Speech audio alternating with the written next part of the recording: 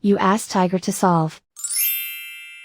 This deals with linear equations with one unknown. The final result is w equals 1/4. Let's solve it step by step. Simplify the expression. Expand the parentheses. Simplify the arithmetic. Group like terms.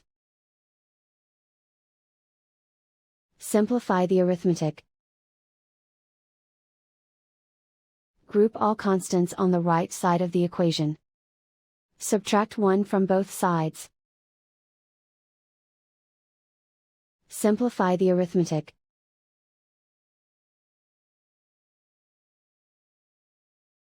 Isolate the w. Divide both sides by -4. Cancel out the negatives. Simplify the fraction. Cancel out the negatives. And so the final result is w equals 1/4.